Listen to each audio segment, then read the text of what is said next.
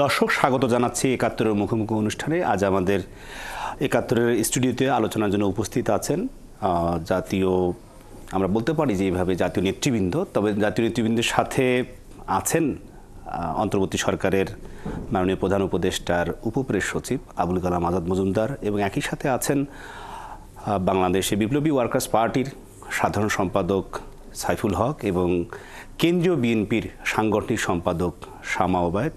আমরা এই পর্যায়ে আলোচনায় আসলে সরাসরি চলে আসতে চাই, যে আলোচনায় মূলত চলমান ইস্যু নিয়ে গতকাল অন্তর্বর্তী সরকারের প্রধান উপদেষ্টার সাথে জাতীয় ঐক্যমত্য তৈরির বিষয়ে, বিশেষ করে জুলাই আগস্টের ঘোষণা নিয়ে জাতীয় ঐক্যমত্য তৈরির জন্য সকল রাজনৈতিক দলের একটি বৈঠক হয়েছে। সেই বৈঠকে যদিও পূর্ণাঙ্গভাবে, বিশেষ করে আমরা বলতে পারি যে বাংলাদেশ জাতীয়তাবাদী দল বিএনপি বা গণতন্ত্র মঞ্চ, তারা সেভাবে অংশ নেননি, তাদের একজন করে প্রতিনিধি পাঠিয়েছেন। এই বৈঠকের মধ্য দিয়ে অন্তর্বর্তী সরকার কি বার্তা পেল যে ঠিক সকল রাজনৈতিক দলের একটি প্রতিনিধি দল যাওয়ার কথা? শেষ পর্যন্ত বৈঠক শেষে আমরা দেখলাম যে অন্তর্বর্তী সরকারের প্রধান উপদেষ্টা তিনি বলেছেন যে রাজনৈতিকভাবে ঐক্যমত্য হলেই জুলাই আগস্টের যে প্রোক্লেমেশন বা ঘোষণাপত্র সেটি ঘোষণা হবে, আর না হলে সেটি হবে না। একই রকমভাবে জাতীয় নির্বাচনের আগে স্থানীয় নির্বাচন করার সুপারিশ করেছে নির্বাচন কমিশন সংস্কার কমিটি।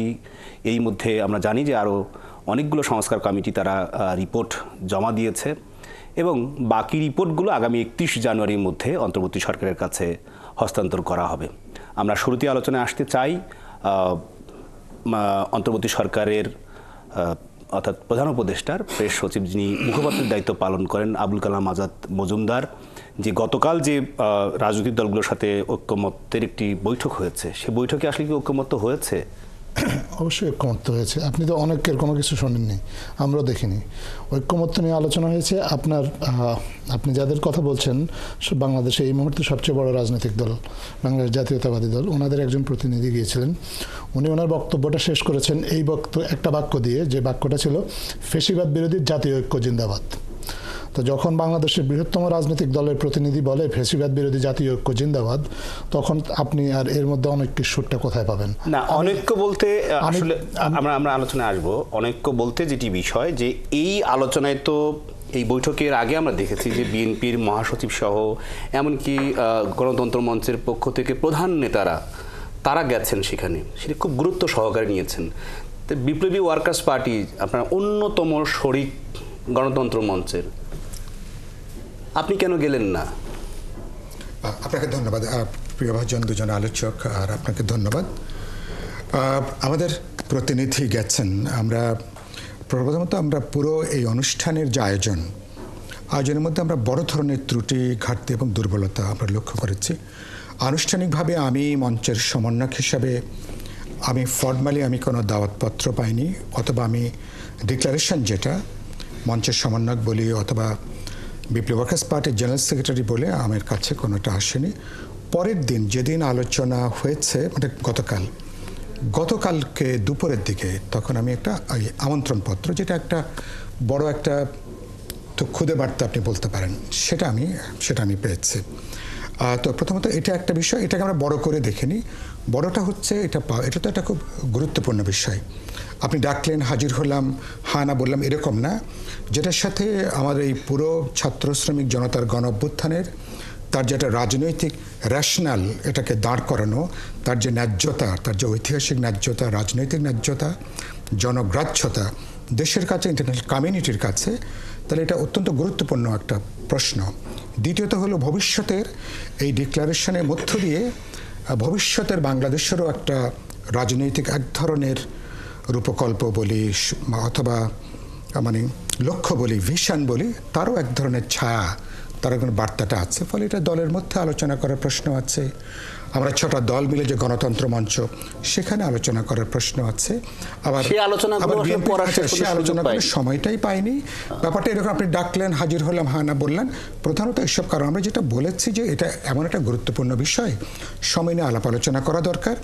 আমরা একটা জাতীয় ঐক্য করতে যেয়ে আমাদের মধ্যে আবার এইসব কারণের জন্য যাতে বিভাজনটা তৈরি না হয়, যাতে আসবো আপনার কাছে আলোচনায়। যেহেতু কেন্দ্রীয় বিএনপি সাংগঠনিক সম্পাদক শামা ওবায়েদ আমাদের সাথে আছেন, বাংলাদেশে নিঃসন্দেহে বড় রাজনৈতিক দল, নেতাকর্মী, সংগঠন, সেই দিক থেকে বড় রাজনৈতিক দল বিএনপির পক্ষ থেকে দলের মহাসচিব মির্জা ফখরুল ইসলাম আলমগীর কিন্তু বলেছেন যে এইভাবে তাড়াহুড়ো করে এত সংবেদনশীল, যেখানে সাংবিধানিক অনেক বিষয় আছে, সেই বিষয়ে তারা আসলে ঠিক ওভাবে করে, আপনি যেমনটা বলছিলেন মির্জা ফখরুল ইসলাম আলমগীরের বক্তব্য কিন্তু সেরকমটি কাছাকাছি ছিল বা তার চেয়ে আরো অন্যরকম ছিল। শামাবাদ, আপনার কি মনে হয় যে অন্তর্বর্তী সরকার তার এই সমন্বয়হীনতা বা কোনো ধরনের গ্যাপ রাজনৈতিক দলগুলোর সাথে তৈরি হচ্ছে, অথবা অন্য কোনো বিষয় আপনি ঘাটতি দেখেন কিনা যোগাযোগের ক্ষেত্রে? দেখুন, ধন্যবাদ আপনাকে, আমার সহ আলোচকদেরকে শুভেচ্ছা জানাচ্ছি। গতকালকের বৈঠকে প্রধান উপদেষ্টা যে একটি কথা বলেছেন যে সকল রাজনৈতিক দল যদি ঐক্যমত হয় তাহলেই জুলাই অগাস্টের প্রোক্লেমেশন বা এটা ঘোষণাপত্র যেটা হবে সেটা হবে, না হলে এটার কোনো দরকার নেই, এই ধরনের একটা স্টেটমেন্ট দিয়েছেন। এই স্টেটমেন্টটাকে আমি পজিটিভ হিসেবে দেখি। বিএনপি ওখানে শরিক হয়েছে কারণ বিএনপি চায় যে এই সরকার একটা স্থিতিশীল অবস্থায় থাকুক, একটা স্টেবল অবস্থায় থাকুক, আরো শক্তিশালী অবস্থায় থাকুক। বিএনপি এই জন্য এখন ডেকেছে তো প্রধান উপদেষ্টা যখন ডেকেছে বিএনপি সেখানে শরিক হয়েছে। আমাদের অনেক এই প্রক্রিয়া নিয়ে আমাদের অনেক মতানৈক্য আছে, আমরা অনেক কিছুর সাথে একমত না। আমরা একটা বিষয় একমত যে হ্যাঁ, জুলাই অগাস্টের প্রোক্লেমেশন বা যেটা হওয়ারই দরকার, তাহলে হঠাৎ 5 মাস পরে এটা কেন মনে হলো? যেমন 3 মাস পরে ওনাদের মনে হয়েছে যে প্রেসিডেন্ট চুপ্পুকে রাখা যাবে না, বা ইত্যাদি চুপ্পুর আন্ডারে শপথ নিলেন কেন তাহলে আপনারা? তো এখন আবার 5 মাস পরে আপনারা প্রোক্লেমেশন দেবেন, ভালো কথা, তাহলে সেটা প্রোক্লেমেশনের আগে এটাতে একটা ঐতিহাসিক দলিল হয়ে থাকবে। বাংলাদেশের রাজনৈতিক ইতিহাসে বাংলাদেশের প্রেক্ষাপটে এটা একটা দলিল হিসেবে থাকবে, ভবিষ্যতে হয়তো এটা নিয়ে গবেষণাও হতে পারে।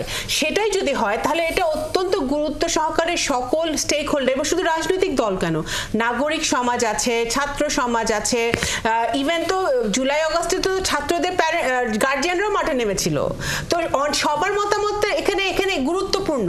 এবং জুলাই আগস্ট না ভাই, জুলাই আগস্টের আগে এপ্রিল মে জুনে যা হয়েছে, বা তার আগের বছর যা হয়েছে, গত 15 বছর যা হয়েছে, সব ভুলে গেলে তো চলবে না। সব কিছুকে আপনার অ্যাকাউন্টে এনে এই দলিল পত্রটা তৈরি করতে হবে। তৈরি করতে হলে সকলের মতামত নিতে হবে, কি প্রক্রিয়া হবে, লিগ্যাল সাইডটা কি হবে, সবকিছু কিন্তু একটা বিশাল একটা জটিল প্রক্রিয়া। এই জন্যই আমি প্রধান উপদেষ্টা স্টেটমেন্টটাকে সাধুবাদ জানাই যে উনি এই কথাটা দিয়েই উনি কালকের মিটিংটা শেষ করেছেন। 5 মাস পরে এরকম সাংবিধানিক জটিল বিষয়, ঐতিহাসিক জটিল বিষয় নিয়ে কেন অন্তর্বর্তী সরকারের কাছে মনে হলো যে তারা যেটি ছাত্র বা জাতীয় নাগরিক কমিটি আবেদন করেছিল তারা ঘোষণা দিয়েছিল? ধন্যবাদ। প্রথম কথা, এটা সরকারের মনে হয়নি, এটা মনে হয়েছে ছাত্র সমাজের। ছাত্র সমাজ একটা দাবি জানিয়েছিল, দাবি জানিয়ে তারা সেখানে তাদের ঘোষণার সময় প্রধান উপদেষ্টাকে থাকার জন্য আহ্বান জানিয়েছিলেন। তাদের দাবির প্রেক্ষিতে মাননীয় প্রধান উপদেষ্টা তাদেরকে বলেছেন যে না, এটা তোমরা একা একা করতে পারবে না, এটা যদি করতে হয় তাহলে সবাইকে মিলে করতে হবে। সো 5 মাস পরে কেন এটা মনে হলো, এই প্রশ্ন যদি আপনার করতে হয় তাহলে এটা আপনার ছাত্র সমাজকে করতে হবে, তাদের কেন এত দেরিতে মনে হলো। সরকার যেটা করেছে যে যখন এই ঘোষণার প্রশ্নটা আসলো, ছাত্র সমাজ কালকে তাদের বক্তব্যে বৈষম্য বিরোধী ছাত্র আন্দোলনের নেতা যারা তারা তাদের বক্তব্যে বলেছে যে অলরেডি এই ঘোষণাটা এক ধরনের ঘোষণা এক্সিস্ট করে। 3রা আগস্ট তারা যখন এক দফা দাবি দিয়েছিল একটা নতুন রাজনৈতিক বন্দোবস্ত চেয়ে এবং তৎকালীন সরকারের পদত্যাগ চেয়ে, সেইটাকেই তারা মনে করে যে ঘোষণার প্রাথমিক ভিত্তি, এখন তারা চায় যে সেটাকে ইলাবোরেট করা হোক। এই কারণে ইলাবোরেট করা হোক। 5 মাস পরে কেন? আমি তো সেই প্রশ্ন আপনাকে বলছি যে সেই প্রশ্ন আপনাকে ছাত্রদেরকে করতে হবে, এটা সরকারের বিষয় না। সরকার ছাত্রদের কাছ থেকে একটা দাবি আসার প্রেক্ষিতে সরকার বলেছে যে এই দাবিটা জাতীয় ঐক্যের ভিত্তিতে করতে হবে, এবং সরকারের দিক থেকে একটা জাতীয় ঐক্য এ বিষয়ে গড়ে তোলার চেষ্টা করা হচ্ছে। এর বেশি কিছু করা সরকারের পক্ষে কঠিন, এবং জাতীয় ঐক্য গড়ে তুলতে গিয়ে সাইফুল ভাই ঠিকই বলেছেন, ভুল ত্রুটি বিচ্যুতি, নানা অসঙ্গতি এগুলো থাকতে পারে। না, এর আগে তো আমরা দেখেছি যে প্রধান উপদেষ্টার এই বৈঠকে বাংলাদেশের অন্যতম সিনিয়র রাজনীতিবিদ ডক্টর কর্নেল প্রসূত ওলি আহমেদ, তাকে দাওয়াত দিয়ে আবার গেট থেকে ফেরত দেওয়া হয়েছে। তাকে গেট থেকে ফেরত দেওয়া হয়নি, আপনি ভুল বুঝেছেন, উনি চলে গিয়েছিলেন। উনি নিজে প্রেস স্টেটমেন্ট করেছেন। সাময়িক আমি তখন ওই সময় যেটুকু জেনেছি যে এরকম নানান সমন্বয়হীনতা আছে তো বিভিন্ন সময় থাকতে পারে। এই সমন্বয়হীন সরকারের বয়স তো 5 মাস পার হয়েছে। 5 মাস তো মানে একটা শিশুরও বয়স না। 5 মাস যদি কাউকে ধরেন আপনি, তাকে ইনফ্যান্ট ধরতে হবে। আপনার সরকারের ভুল ত্রুটি থাকতে পারে, সরকার কোনো ভুল ত্রুটির ঊর্ধ্বে নয়, সরকারের মধ্যে সমন্বয়ের দুর্বলতা থাকতে পারে, এগুলো মেনে নিয়েই বলছি। সরকার কাজ করছে আন্তরিকভাবে, সরকারের আন্তরিকতা, সরকারের চাওয়াটা, এটাকে ইতিবাচকভাবে দেখা উচিত এবং এটাকে সবার সহযোগিতা করা উচিত আমি মনে করি। সবাই তো এখন পর্যন্ত আমরা কারো তো কোনো বড় রাজনৈতিক দলের কোনো গণতন্ত্র মঞ্চ, বাংলাদেশ জাতীয়তাবাদী দল, বিএনপি বা অন্যান্য রাজনৈতিক দল কে আপনাদেরকে অসহযোগিতা করছে? অন্তর্বর্তী সরকার সবাইকে অন্তর্বর্তী সরকার সবাই সহযোগিতা করছে, এই জন্যই তো ধন্যবাদ সবাইকে। এবং সবাই সহযোগিতা করেছে বলেই কালকে কিন্তু এই ওই জাতীয় ঐক্যের যে মিটিংটা করা সম্ভব হয়েছে। এটা খুব অল্প সময়ের নোটিশে এটা নিয়ে কাজ করা হয়েছে এবং এই অল্প সময়ের মধ্যেও কিন্তু 16টা রাজনৈতিক দলের 27 জন প্রতিনিধি সেখানে উপস্থিত হয়েছিলেন। সেটা তো সবার সহযোগিতার কারণে সম্ভব হয়েছে। কেন প্রধান উপদেষ্টার বৈঠকে তো গণতন্ত্র মঞ্চের অন্ততপক্ষে 6টি রাজনৈতিক দল 12 জন যাওয়ার কথা, বিএনপির কমপক্ষে 5 জন যাওয়ার কথা। কেউ যদি 12 জন নিয়ে যেতে চায়, প্রতিনিধি পাঠিয়ে এইরকম একটি বিষয়ে তারা তো এর সাথে একমত বলে আমার কাছে। এটা তো ন্যাশনাল কনফারেন্স না, রাজনৈতিক দল অবশ্যই অনেকে আছে এখানে। যে 16টা রাজনৈতিক দলের প্রতিনিধি উপস্থিত হয়েছিলেন, আরো 2-1টি রাজনৈতিক দলকে আমন্ত্রণ জানানো হয়েছিল, তারা হয়তো তাদের দলীয় সিদ্ধান্তের কারণে অথবা সময়ের অভাবে আসতে পারেনি, সেটা আমরা জানি। কিন্তু এখন প্রশ্নটা হচ্ছে আপনার উদ্যোগটা শুভ কিনা। আপনার উদ্যোগটা যদি শুভ হয়, আপনার চাওয়াটা যদি আন্তরিক হয়, তাহলে এইসব ছোটোখাটো ভুল ত্রুটিকে এড়িয়েও কিন্তু একটা ইতিবাচক কোনো কিছু পাওয়া সম্ভব। এখন আমরা যদি ভুল ত্রুটি নিয়েই থাকি আর ইতিবাচক দিকটাকে উপেক্ষা করে যাই বা ইতিবাচক দিকটাকে পেছনে ঠেলে দিয়ে আমরা শুধু এই সামান্য কেন দাওয়াত একজন দিল বা কেন দাওয়াতটা আমাকে সে আনুষ্ঠানিকভাবে চিঠি দিয়ে একেবারে প্যাডে দেওয়া হলো না ইত্যাদি নানা বিষয়ে যদি আমরা থাকি, তাহলে যে মূল চাওয়াটা হচ্ছে জুলাই বিপ্লবের যে চেতনাটা, এটাকে একটা আনুষ্ঠানিকভাবে লিপিবদ্ধ করা। এটা আনুষ্ঠানিকভাবে লিপিবদ্ধ করা সবাই এই কারণেই উপলব্ধি করেছে। কালকে যে কয়টা রাজনৈতিক দল উপস্থিত ছিল সবাই উপলব্ধি করেছে যে এটার প্রয়োজন আছে। কিন্তু আদৌ কি প্রয়োজন আছে জনাব সাইফুল? আপনি তো মানে বাংলাদেশে তো আপনার রাজনীতি তো দীর্ঘদিনের, মুক্তিযুদ্ধ থেকে শুরু করে এই পর্যন্ত, বিশেষ করে আপনি রাজপথে মার খেয়েছেন, রাজপথে ফেলে পিটিয়েছে, আমি নিজে ছিলাম সেখানে, কয়েক দফায় হামলা। তো এই আন্দোলন শুধুমাত্র কি এই জুলাই আগস্টেরই মানে ক্রেডিট, নাকি বাংলাদেশ জাতীয় দল বিএনপি? আচ্ছা, যে একটু সময় দেন। আমরা প্রথম মনে করি যে ধরেন প্রোক্লামেশন আর ডিক্লারেশনের মধ্যে তো পার্থক্য আছে। আমার আন্ডারস্ট্যান্ডিং যে যখন একটা অভ্যুত্থান বলি, একটা বিপ্লব বলি, অথবা একটা রাষ্ট্র যখন গঠন হয়, তখন তো বিশেষ করে রাষ্ট্র যখন গঠন হয় পৃথিবীর বহু দেশে এরকম একটা প্রোক্লামেশনের প্রশ্ন থাকে। আবার বাংলাদেশে তো হয়েছে 1971 সালে। বলেছি আমরা তখন তো আমরা যেটা বলি প্রোক্লামেশন অফ ইন্ডিপেন্ডেন্স, যেটা আমরা 1971 সালে, যেটা বহির্বিশ্বে আমাদের মুক্তিযুদ্ধের বা স্বাধীন নেশন স্টেট হিসাবে আমাদের যে অস্তিত্ব, তার যে পলিটিক্যাল, তার যে justification, social, ethical, moral justification, আমাদের এই প্রোক্লামেশন অফ ইন্ডিপেন্ডেন্স ছিল তার একটা খুব বড় একটা কিন্তু দলিল। তো এখন যেটা হতে পারে, আমি মনে করি আপনি যেটা বললেন 5 মাস পরে এটা নিয়ে হয়তো প্রশ্ন আছে, আপত্তি আছে, কেন জরুরত বিবেচনা হলো, এগুলো অভ্যুত্থানে পরপর করলে এর যে তাৎপর্য, প্রাসঙ্গিকতা কাজ করতো, এর যে সংবেদনশীলতা ছিল, এটা অনেক বেশি এটা তাৎপর্যপূর্ণ হয়ে উঠতে পারত। কিন্তু 5 মাস পরে আমরা এই করা যাবে না, সেটা মনে করি না। বিরতিতে যাওয়ার আগে আমি এক লাইনে বিএনপি সাংগঠনিক সম্পাদক সমাবেশের কাছে জানতে চাই যে বিএনপি বা বিএনপির সাথে যুগপৎ আন্দোলনকারী দল সকলেই তো একটা প্রত্যাশা ছিল। কথাটা বলতে শেষ করতে দেননি প্লিজ। আমি বলেছি এটা শুধুমাত্র জুলাই আগস্টের বিষয় না। লড়াইটা যদি ওটার বলেন, লড়াইটা গত 16 বছর এবং 36 দিনের লড়াইটা, তাহলে এই ঘোষণাতে 16 বছরের যে লড়াইটা, সেই লড়াইটা থাকা দরকার। এবং আরো অনেকগুলো গুরুত্বপূর্ণ প্রশ্ন, ধরুন গোটা এরশাদ বিরোধী, সামরিক স্বৈরতন্ত্র বিরোধী আন্দোলনের ব্যাপারে একটা শব্দ কিন্তু সেখানে কিন্তু নাই। আপনি বৈষম্যের ব্যাপারে কথা হয়েছে, অর্থনৈতিক বৈষম্য, সামাজিক বৈষম্য, সাংস্কৃতিক বৈষম্য, ধর্ম বা জাতিগত যে বৈষম্য, এগুলো পরে স্পেসিফিক কিন্তু জায়গাটা কিন্তু উল্লেখ নেই। ফলে এটা নিয়ে আমরা অনেক কথাও তো বলতে পারবো। আমরা চেয়েছি যে অনেক কথাই আসলে আমরা বলবো এখানে আজকে, যেহেতু অন্তর্বর্তী সবাইকে ধারণ করে, যাতে এটা বৈচিত্র্যের মধ্যে ঐক্যের জায়গাটা যাতে এনশিওর করতে পারি, ভবিষ্যতের জন্য এটা ভিত্তি হিসেবে যাতে এটা কাজ করে, ভবিষ্যতের জন্য ভিত্তি হিসেবে কাজ করে, সেজন্যই রাজনৈতিক দলগুলোর নিশ্চয়ই সময় নিচ্ছে। এবং আমরা বিরতির পর আমরা এই আলোচনাটা আরেকটু এগিয়ে নিতে চাই। দর্শক, ৭১ মুখোমুখি অনুষ্ঠানে এই পর্যায়ে আমরা বিরতি নিতে যাচ্ছি, ফিরছি খানিকক্ষণ পর। দর্শক, বিরতির পর আবারও ফিরে এলাম ৭১ মুখোমুখি অনুষ্ঠানে।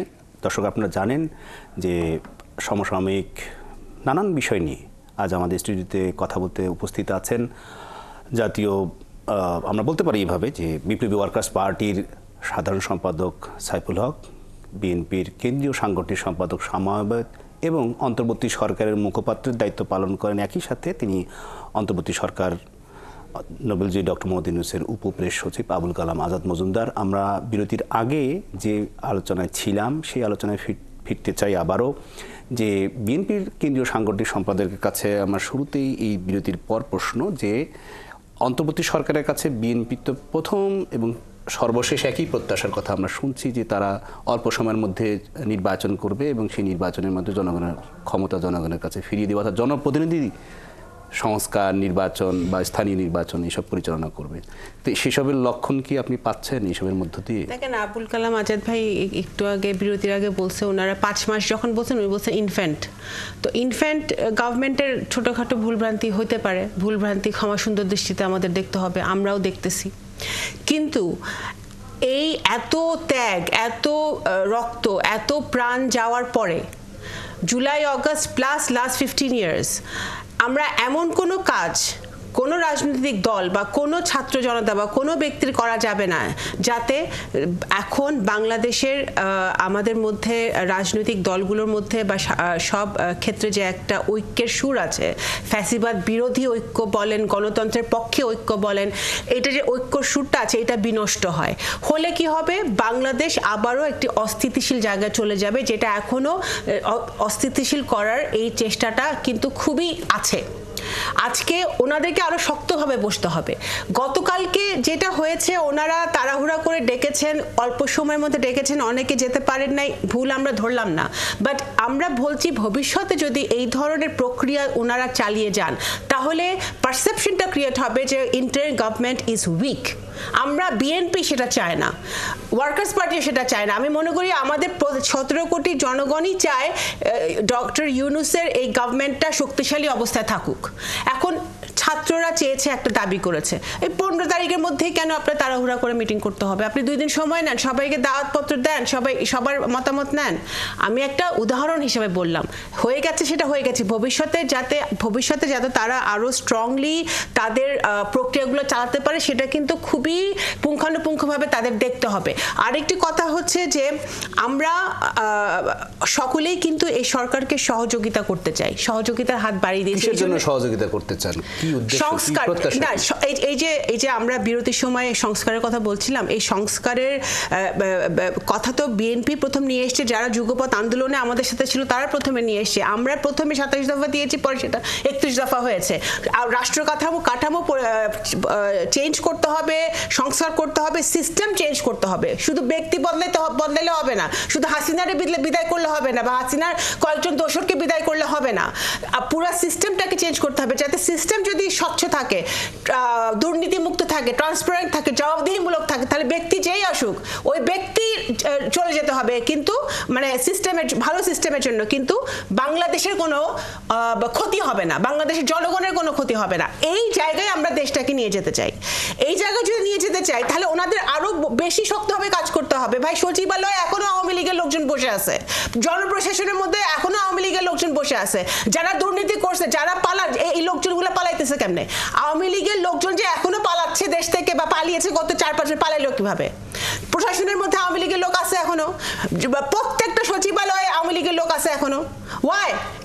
কেন এই ক্লিনজিংটা কেন করা হচ্ছে না। ক্লিনজিং যদি তারা ঠিকমতো করতে পারতো, তারা নির্বাচন কমিশন ক্লিনজিং যদি ঠিকমতো করতে পারে, তারা যদি বিচার বিভাগ ক্লিনজিং করতে পারে, তারা যদি জনপ্রশাসনকে ঠিকমতো ক্লিন করতে পারে, আওয়ামী দোসর মুক্ত ফ্যাসিবাদ মুক্ত করতে পারে, তাহলেই না নির্বাচন একটা ভালো নির্বাচন তারা দিতে পারবে।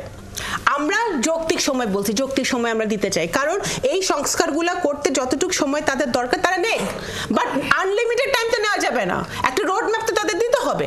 না জনাব সাইফুল হক, অন্তর্বর্তী সরকারের পক্ষ থেকে তো একটি রোড ম্যাপ দেওয়া হয়েছে যে রাজনৈতিক দলগুলো যদি চায় ডিসেম্বরের মধ্যে নির্বাচন হবে, তবে সেই নির্বাচন সর্বোচ্চ সেটি 2026 সালের জুনের আগে হবে। তো আমরা দেখছি যে অন্তর্বর্তী সরকারের পক্ষ থেকে নির্বাচন কমিশন গঠন, সংস্কার কমিশনগুলোর রিপোর্ট পাচ্ছেন, তো নির্বাচনের বিষয়ে কি আশা দেখেন? না, আমি তো খুব আশাবাদী। আমি মনে করি আমি সরকার, বিশেষ করে প্রফেসর ইউনূসের তার যে পাবলিক কমিটমেন্ট, ওনার দেশবাসীকে বা ইন্টারন্যাশনাল কমিউনিটিকে উনি যেভাবে আশ্বস্ত করেছেন যে ওনারা 2025-এর মধ্যেই বা আরেকটু সংস্কার হলে 2026-এর প্রথমার্ধ পর্যন্ত ইলেকশনে যাবে, আমি মনে করি উনি খুব ক্লিয়ারলি কথাটা বলেছেন। এখন রাজনৈতিক আমি সেখানে আশাটা রাখতে চাই। আমি এই প্রশ্নে আমি বড় দাগের কোনো বিভ্রান্তি আছে বলে আমি মনে করি না। 2 নম্বর হচ্ছে যে এখন না, বড় দাগের বিভ্রান্তি নেই, কিন্তু আমরা সংস্কার কমিশন রিপোর্টে যদি দেখি তাহলে এরকম যে স্থানীয় নির্বাচন আগে করার সুপারিশ। না, আমি বলছি যে স্থানীয় সরকারের নির্বাচন আগে করার কোনো প্রশ্ন, কোনো অবকাশ নাই। 16 বছর ধরে এদেশের মানুষ আসলে একটা জাতীয় নির্বাচন অপেক্ষা করছে, যে মানুষ তার ভোটের অধিকার হারিয়েছে, গোটা নির্বাচন ব্যবস্থা যেখানে ধ্বংস হয়েছে। ফলে প্রধান প্রশ্নটা একটা জাতীয় নির্বাচনের প্রশ্ন। আপনি জানেন যে গত 3টা নির্বাচনের 1-2টো নির্বাচনে যদি কম্পারেটিভলি ফেয়ার বা ক্রেডিবল ইলেকশন হতো, তাহলে হাসিনাকে এভাবে পালিয়ে যেতে হতো না। তাহলে এদেশের মানুষ ভোটটাকে মনে করে, সেটাকে তার গণতান্ত্রিক অধিকারকে সে কিন্তু ভোটের মধ্য দিয়ে সে কিন্তু এটাকে সে দেখে। শেষ করি, তো সেই জায়গা থেকে আমি মনে করি যে লোকাল ইলেকশনের করার কোনো প্রশ্ন, কোনো সুযোগ নেই। আমাদের নির্বাচন কমিশনে বলেছে they are heading for a general national election. 1 2 নম্বর হচ্ছে এটা কোনো ইম্পর্ট্যান্ট কোনো রাজনৈতিক দলের দিক থেকেও এটা কোনো বক্তব্য না, জনগণের দিক থেকে এটা কোনো বক্তব্য না। ইলেকশন কমিশন তারা বলে ফেলেছেন জাতীয় নির্বাচনের জন্য তারা এখন তৈরি হচ্ছেন। আর্লি জানুয়ারি তারা খসড়া ভোটার তালিকা পেশ করেছেন। 20 জানুয়ারি থেকে বাড়ি বাড়ি যে তারা এটা হালনাগাদ তারা দেখবেন। এবং মনে করি যদি সরকারের রাজনৈতিক সদিচ্ছা থাকে, এখন ক্লিয়ারলি এখানে সরকারের একজন ইম্পর্ট্যান্ট ব্যক্তি আছেন যিনি কাজ করছেন। আমি বলতে চাই এখন অন্তর্বর্তী সরকারের কাজ, ইলেকশন কমিশনকে তারা ডেফিনেটলি তারা অ্যাডভাইস করবেন যে 25 সালের কবে কখন আমরা ইলেকশনটা করতে চাই।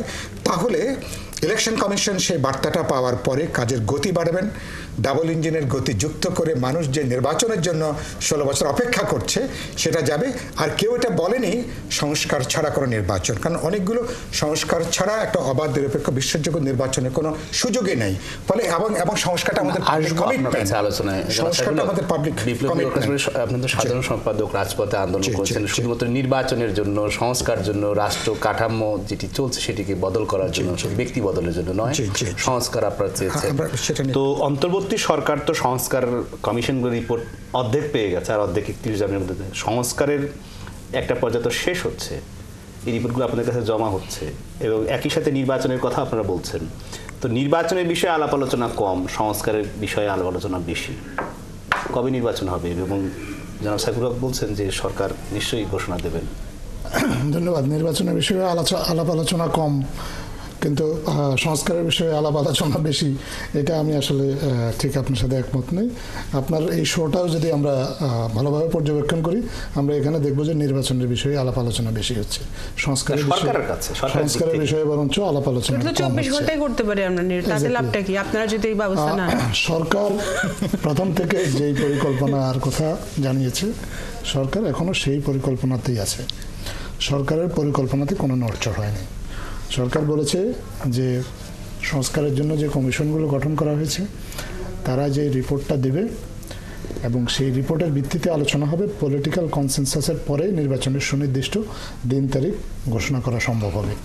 তার আগে সরকারের জন্য এই কাজটা করা কঠিন, এটা সরকার বলেছে এবং সরকার এখনও সেই অবস্থানেই আছে। এখন আপনি বলতে পারেন যে সংস্কারের কমিশনগুলো তো রিপোর্ট দিয়েছে, 4টা কমিশন রিপোর্ট দিয়েছে, অবশ্যই 2টা এর মধ্যে নির্বাচনের সাথে সরাসরি সম্পর্কিত এবং খুবই গুরুত্বপূর্ণ, সংবিধান এবং নির্বাচন। এই 2টা কমিশনের রিপোর্টের মধ্যে আপনি নিজেও হয়তো দেখেছেন কিছু ওভারল্যাপিং আছে এবং কিছু কন্ট্রাডিকশনও আছে। তো যে কারণে সরকার থেকে বলা হয়েছে যে এই ওভারল্যাপিংটা, এই কন্ট্রাডিকশনটা যেন দূর করা হয়, দূর করে আগে সংস্কার কমিশনগুলোকে এক ধরনের কনসেনসাসে আসতে হবে।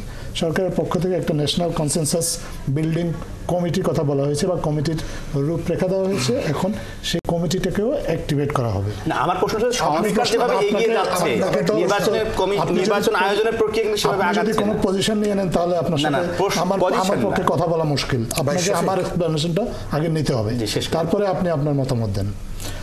সরকার যেই সিদ্ধান্তগুলো দিয়েছে, সরকারের সেই সিদ্ধান্ত থেকে সরকার এক চুলো নড়েনি এবং সরকার বলেছে ফেব্রুয়ারির যদি এই ওভারল্যাপিংটা দূর করা যায় তাহলে ফেব্রুয়ারির প্রথম সপ্তাহ থেকেই রাজনৈতিক দলগুলোর সাথে এই বিষয়ে আলোচনা শুরু হবে। রাজনৈতিক দলগুলো তারপর যে সিদ্ধান্ত দিবে সেই সিদ্ধান্ত অনুযায়ী সরকার কাজ করবে। এই সরকারের নিজস্ব কোনো রাজনৈতিক অভিলাষ নেই। রাজনৈতিক যে সিদ্ধান্ত হবে সেই সিদ্ধান্ত পুরোটাই বাংলাদেশের ক্রিয়াশীল রাজনৈতিক দলগুলোর কাছ থেকে আসতে হবে। শুধুমাত্র একটা রাজনৈতিক দল নয়, শুধুমাত্র একটা রাজনৈতিক ঐক্যমত্যের ভিত্তিতে অন্তর্বর্তী সরকার সংস্কার এবং নির্বাচনের বিষয়ে সিদ্ধান্ত নিতে চান, যেটি আমি তার ব্যাপারে আমি যে কথাটা আমার একটা অবজারভেশন বলতে চাই, সেটা হচ্ছে যে ব্যাপারটা কি এরকম যে রাজনৈতিক দলগুলোকে সংস্কারের ব্যাপারে ঐক্যমত হতে হবে, তারপরে নির্বাচন। ব্যাপারটা কি শর্তযুক্ত? ব্যাপারটা এরকম না। আমি শেষ করি আমি মনে করি এভাবে যদি প্লেস হয়, যদি কেউ বুঝতে চান তাহলে ভুল বোঝা হবে। সরকার দাঁড়াবে কোথায়? অসংখ্য ধরনের প্রস্তাব থাকবে, আলোচনা থাকবে, কিভাবে একটা অবাধ নিরপেক্ষ বিশ্বাসযোগ্য নির্বাচন করা যায়। এক, যাতে পুরনো জমানায় যেহেতু আমরা কেউ ফিরতে চাই না, তাহলে রাষ্ট্র, সরকার, সংবিধান, গোটা ব্যবস্থার কোথায় কি পরিবর্তন লাগবে। অনেকগুলো ব্যাপারে তো আমাদের পাবলিক কমিটমেন্ট আছে, আমরা পাবলিকের কাছে আমরা অঙ্গীকারাবদ্ধ। আমরা তাহলে সরকার কোথায় দাঁড়াবে? আলাপ আলোচনার পরে সরকার দাঁড়াবে একটা বটম লাইন দাঁড়াবে, যেখানে সবাই আমরা একমত হতে পারছি, সরকার সেখানে দাঁড়াবে। আর আপনি একটা শব্দ বলেছেন, আমি মনে করি এই সরকারের জন্য আমাদের জন্য একটা হিস্টোরিক্যাল একটা সুযোগ তৈরি হয়েছিল। আমরা একটা ন্যাশনাল কনসেনসাস বিল্ড আপ করতে পারি কিনা, আমরা একটা ন্যাশনাল রিকনসিলিয়েশন আমরা ডেভেলপ করতে পারি কিনা। সাউথ আফ্রিকার মতন করতে পারবো আমি তো অত বড় স্বপ্ন দেখছি না, কিন্তু অ্যাটলিস্ট এখন যেটুকু পারছি ভবিষ্যতের জন্য, যারা পরে পার্লামেন্ট আসবে, ইলেক্টেড গভর্নমেন্ট আসবে অথবা গভর্নমেন্টস টু কাম আসবেন, তারা these are the things to be executed, to be followed। এই ধরনের একটা বোঝাপড়া যদি তৈরি করতে পারি, নতুন একটা সমঝোতা, নতুন বোঝাপড়া, তাহলে বাংলাদেশ সত্যি সত্যি এগোতে পারবে, পালন করতে পারে। আমাকে বলতে দেন প্লিজ। আপনি যে বক্তব্যটা দিয়েছেন সাইফুল ভাই, এইটাই আসলে বাস্তবতা। সরকার প্রধান কিন্তু বলেছেন যে যতটুকু ঐক্যমতে আসা যায়, এটা কোনো শর্তযুক্ত নয় যে আপনাকে ঐক্যমতে আসতেই হবে। অনেকগুলো সুপারিশ আছে, সবগুলো সুপারিশের ব্যাপারে আপনাকে একমত হতে হবে এমন কোনো শর্ত কেউ দেয়নি। যতটুকু সুপারিশ, কিছু কিন্তু আপনার সুপারিশে অলরেডি ঐক্যমত্য হয়ে গিয়েছে। রাষ্ট্রপতি এবং প্রধানমন্ত্রী ক্ষমতার ভারসাম্য কমিয়ে আনা, 2 মেয়াদে কেউ প্রধানমন্ত্রী, তো এরকম কিছু বিষয়ে অলরেডি ঐক্যমত্য আছে। আরো কিছু বিষয়ে নতুন রাজনৈতিক যে বন্দোবস্তের কথা আপনি বলেছেন, যে জুলাই আগস্টের আন্দোলনটা শুধুমাত্র একটা সরকার পরিবর্তনের আন্দোলন ছিল না, এটা ছিল একটা নতুন রাজনৈতিক বন্দোবস্ত। একটা নতুন রাজনৈতিক বন্দোবস্ত করার জন্য যতটুকু ঐক্যমত্য আসা সম্ভব ততটুকুই সরকার নিয়ে কাজ করবে। মাননীয় প্রধান উপদেষ্টা বলেছেন যে বেশি সংস্কার চাইলে আপনাদেরকে জুন পর্যন্ত অপেক্ষা করতে হবে, কম সংস্কার চাইলে ওনার বিবেচনা অনুযায়ী ডিসেম্বরের মধ্যে নির্বাচন করা সম্ভব হবে। ডিসেম্বরের মধ্যে নির্বাচন করা সম্ভব হবে যদি রাজনৈতিক দলগুলো সেটি ঐক্যমত্য হয় এবং কম সংখ্যক সংস্কার চায়। আমরা এই আলোচনায় ফিরবো একটা বিরতির পর। দর্শক, বিরতির পর আবার ফিরছি আমরা ৭১ মুখোমুখি অনুষ্ঠানে, আমাদের সাথেই থাকবেন। দর্শক, বিরতির পর আবারও ফিরে এলাম ৭১ মুখোমুখি অনুষ্ঠানে। আমরা বিরতির আগে যে আলোচনায় ছিলাম, এই পর্যায়ে আমরা আলোচনায় শুরুতে যুক্ত হতে চাই বিপ্লবী ওয়ার্কার্স পার্টির সাধারণ সম্পাদক সাইফুল হক। আপনার কাছে, ভারতে নিযুক্ত মার্কিন যুক্তরাষ্ট্রের রাষ্ট্রদূত বলেছেন ভারত এবং মার্কিন যুক্তরাষ্ট্র চায় বাংলাদেশে দ্রুত সময়ের মধ্যে নির্বাচিত সরকার আসুক। এই কথা ভারতে নিযুক্ত মার্কিন রাষ্ট্রদূত বলা, ভারত বাংলাদেশে নির্বাচন, যে ভারতে শেখ হাসিনা অবস্থান করছেন,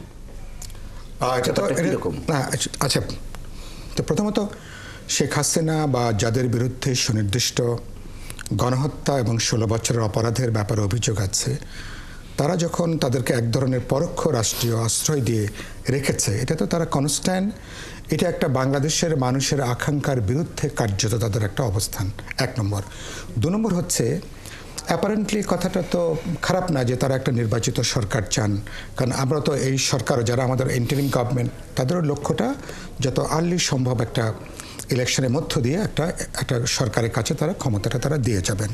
এবং গ্লোবাল কমিউনিটিও দেখতে চায় যে বাংলাদেশে এখানে একটা ফাইনালি রিফর্মের মধ্য দিয়ে এখানে একটা ইলেকশন হবে যেটা জনগ্রাহ্যতা পাবে।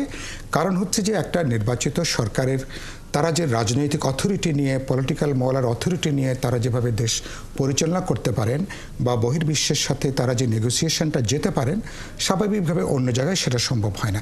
আমি এখানে গুরুত্বপূর্ণ প্রশ্নটা রেজ করতে চাই, এই কথাটা 16 বছর আগে ভারতের সাউথ ব্লকের কখনো মনে হয় নাই যে বাংলাদেশে একটা ফ্রি ফেয়ার একটা ক্রেডিবল ইলেকশন দরকার? তারা এককাট্টাভাবে একটা ফ্যাসিস্ট রেজিমকে তারা সমর্থন করতে যেয়ে তারা গোটা বাংলাদেশের 17 কোটি মানুষের বিরুদ্ধে অবস্থান নিয়েছে, পুরা আমাদের জনগোষ্ঠী পুরো বাংলাদেশের বিরুদ্ধে তারা অবস্থান নিয়েছে। এবং এটা করতে যে আজকে তারা এই দেশের মানুষটাকে তারা আজকে একটা ভারত বিরোধী জায়গায় তারা নিয়ে গেছেন। বা ভারতের উচিত হবে, অর্থাৎ ভারতের বাংলাদেশের নীতির যে একটা পরাজয় ঘটেছে এইটা তাদের আনুষ্ঠানিকভাবে স্বীকৃতি দরকার, এবং নতুন আমাদের যে এক ধরনের রেজারেকশন হলো এবারকার এই অভ্যুত্থানের মধ্য দিয়ে, এটাকে স্বীকার করে কিভাবে তারা সমতা ন্যায্যতার ভিত্তিতে বাংলাদেশকে জাতীয় মর্যাদা দিয়ে তারা পারস্পরিক সংকটগুলো সমাধান করবেন, ওই পথটাই এখন তাদেরকে বের করা দরকার। আসবো আপনার কাছে আলোচনায়। শামাবাদ, আপনি বিএনপি কেন্দ্রীয় বিএনপি সাংগঠনিক সম্পাদকের বাইরেও আপনি বিএনপির আন্তর্জাতিক কমিটির সদস্য, এবং আমরা দেখছি যে বাংলাদেশে নিযুক্ত বিভিন্ন দেশের রাষ্ট্রদূতদের সাথে আপনি মিটিং করছেন।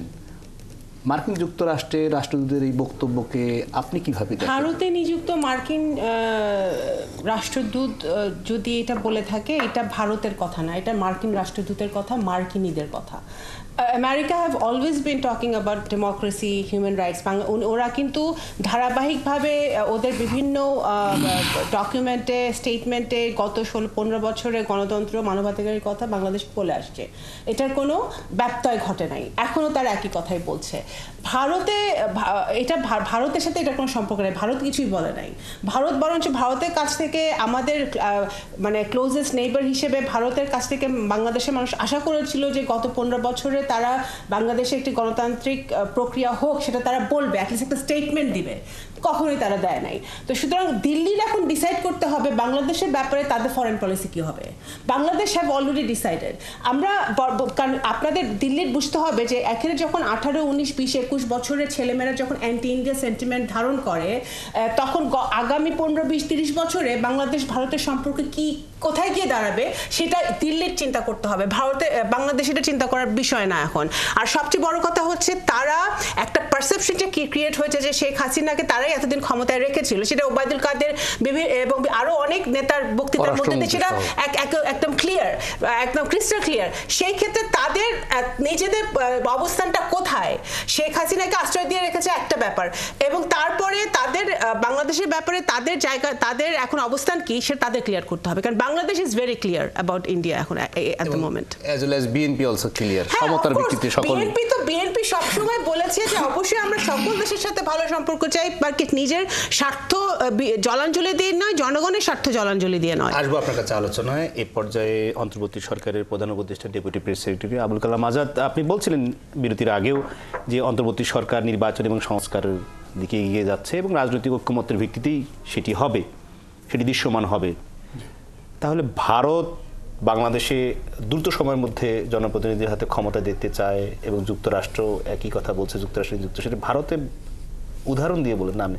বাংলাদেশের অন্তর্বর্তী সরকার বাংলাদেশের জনগণের জন্য বাংলাদেশের রাজনৈতিক দলগুলোর সাথে তাদের নিয়ে নির্বাচনের আয়োজনের দিকে যাচ্ছে, এই সময় কথা বলার কোনো উদ্দেশ্য মনে হয়? ধন্যবাদ আপনাকে। ভারত এবং মার্কিন যুক্তরাষ্ট্র কেন এটা চায়, তো এইটার জন্য মোস্ট অ্যাপ্রোপ্রিয়েট পারসন হচ্ছে আসলে ভারতে নিযুক্ত মার্কিন রাষ্ট্রদূত। আপনি যদি প্রশ্নটা তাকে করার সুযোগ পেতেন তাহলে আমরা সবাই সঠিক উত্তরটা পেতাম, কিন্তু যেহেতু আমাকে করছেন, আমি বলবো যে বাংলাদেশে কখন নির্বাচন হবে এই সিদ্ধান্ত নেবে বাংলাদেশের মানুষ, বাংলাদেশের রাজনৈতিক দলগুলো এবং বাংলাদেশের সরকার। তবে হ্যাঁ, আমাদের বন্ধুপ্রতিম দেশ যারা আছে মার্কিন যুক্তরাষ্ট্র, আমি ভারতকেও বলবো, যেহেতু তারা আমাদের অন্যতম বাণিজ্যিক অংশীদার, তারা কিন্তু কিন্তু বাংলাদেশের রাজনৈতিক স্থিতিশীলতা চাইতেই পারে। একটা দেশে রাজনৈতিক স্থিতিশীলতা থাকলে প্রতিবেশীর সাথে নানাবিধ যোগাযোগের জন্য সুবিধা হয়, এই চাওয়ার মধ্যে অন্যায় কিছু নাই। কিন্তু ভারতের ক্ষেত্রে এটা অনেকটা দ্বিচারিতার মতো মনে হয়, এই কারণে যে চাওয়াটা তারা হঠাৎ করে নতুনভাবে চাচ্ছে, এই জন্য তাদের কাছে তাদের চাওয়াটাকে বাংলাদেশের মানুষ বা অন্যরা সন্দেহের চোখে দেখছে। কিন্তু মার্কিন যুক্তরাষ্ট্র বরাবরই বাংলাদেশে অন্তত গত 15-16 বছরের ইতিহাস যদি আমরা দেখি, আমরা মনে করি যে তারা বরাবরই বাংলাদেশে ডেমোক্রেসিটা চেয়েছে, এবং অ্যাকচুয়ালি বাংলাদেশ গভর্নমেন্টেরও চাওয়াটাই হচ্ছে বাংলাদেশে একটা ডেমোক্রেটিক সরকারকে সুন্দর একটা রাজনৈতিক বন্দোবস্তের মধ্যে দিয়ে প্রতিষ্ঠা করা, যাতে বারবার আমাদের দেশে আর কোনো রাজনৈতিক ক্রাইসিস না হয়। আর যেন ক্রাইসিস না হয়, অর্থাৎ এই ৭১ মুখোমুখি অনুষ্ঠানেও যে আলোচনাটি হলো, জনাব সাইফুল্লাহ আপনি করেছেন এবং বিএনপির সাংগঠনিক সম্পাদক শামা আবেদ, এবং আপনি অন্তর্বর্তী সরকারের পক্ষে বা মুখপাত্র হিসেবে দায়িত্ব পালন করছেন, উপপ্রেস সচিব হিসেবে আপনি যা বলেছেন সেই কথাগুলোর মধ্য দিয়েই আগামী দিনে সংস্কার এবং নির্বাচন সমানভাবে এগিয়ে যাবে। নিশ্চয়ই রাজনৈতিক দলগুলো ঐক্যমত্যের ভিত্তিতে সেটি প্রোক্লেমেশন হোক, সেটি ঘোষণা হোক, যে বিষয়ে হোক না কেন, এবং একই সাথে দ্রব্যমূল্য ভ্যাট বসানো থেকে সবগুলো এক ধরনের কনসেনসাস অর্থাৎ ঐক্যমত্যের ভিত্তিতেই আগামী দিনের যে গণপ্রত্যাশা বলছেন, ঐক্যমতের ভিত্তিতে আরো ভ্যাট বসানো হবে না, ঐক্যমতের ভিত্তিতে ভ্যাট প্রত্যাহারের কথা, ভ্যাট প্রত্যাহারের দাবি যেহেতু আপনারা বিপ্লবী ওয়ার্কার্স পার্টি করেছেন, স্বস্তি দেওয়া হবে মানুষকে, 5 মাস পর আপনারা তো শুরু থেকে দ্রব্যমূল্যর দাম কমানোর ব্যাপারেই আপনারা রাজপথে যেমন ভূমিকা রেখেছেন, বড় দায়িত্ব, এবং সেদিনই আপনারা বলেছেন মানুষকে স্বস্তির মধ্যে রাখবেন। এটার জন্য একটা গণতান্ত্রিকভাবে নির্বাচিত সরকার দরকার। এটা মূলত হচ্ছে লং টার্মে অর্থনীতি ঠিক করতে হবে। সরকার যে ভ্যাট বাড়িয়েছে এটা কমানোর ক্ষেত্রেও সরকারের দিক থেকে এটা ব্যাখ্যা দেওয়া হয়েছে যে সরকার বৈদেশিক ঋণ নির্ভর না হয়ে মানুষের কাছেই তারা যেতে চান, যেটি আবুল কালাম আজাদ। সেখানে ভ্যাট দরকার ছিল, সেখানে কয়েক লক্ষ লোকে করের আওতায় আনা গেলে সাধারণ মানুষের উপরে এই অত্যাচারটা করা কিন্তু দরকার হতো না। নিশ্চয়ই আমি এই ধরনের আরো 10টা প্রস্তাব আপনার পরবর্তী অনুষ্ঠানে আমি বলতে পারবো। নিশ্চয়ই সেই আপনার গত বছরে যে ডাকাতি হয়েছে, আপনি কজনকে আপনি দায়িত্বের মধ্যে আপনি নিয়ে এসেছেন? নিশ্চয়ই অন্তর্বর্তী সরকার এরই মধ্যে বিদেশে পাচার হওয়া টাকা উদ্ধারের কাজ করছে, বলেছেন একই রকম ভাবে আন্তর্জাতিক ভাবে তারা চেষ্টা করছে বাংলাদেশের সাথে। এবং আপনি জানেন যে বিদেশের টাকা ফেরত নিয়ে এসে একটি অনেক বড় প্রক্রিয়া, সেটি কথা বলেছেন গত শুক্রবার দিনই আবুল কালাম আজাদ বলেছেন, সেটি প্রক্রিয়া শুরু হয়েছে। আশা করা যায় যে সরকার অল্প সময়ের মধ্যে অল্প কিছু টাকা ফেরত আসবে। আর আওয়ামী লীগের দুর্নীতির বিষয়ে টাকা ফেরত নেওয়ার বিষয়ে সেটি আইনগত প্রক্রিয়া। নিশ্চয়ই অন্তর্বর্তী সরকার আপনাদের এই কথা আমলে নিয়ে তিনি প্রধান উপদেষ্টার একেবারে প্রধান জায়গায় তিনি কাজ করেন, এই বক্তব্যগুলো কথাগুলো নিশ্চয়ই সরকারের দপ্তরে তিনি তুলে ধরবেন, এবং তার মধ্য দিয়ে গণমানুষের যে আকাঙ্ক্ষা দ্রব্যমূল্যের দাম ভ্যাট যেটি বাড়ানো হয়েছে সেটা কমানো, একই রকমভাবে নির্বাচন এবং সংস্কারের মধ্য দিয়ে আগামী দিনের যে জনপ্রত্যাশা, যে ভোটের অধিকার, সেটি মানুষ ভোট দিয়ে তাদের জনপ্রতিনিধি নির্বাচন করতে পারবে, সেই প্রত্যাশায় দর্শক ৭১ মুখোমুখি আজ এ পর্যন্তই।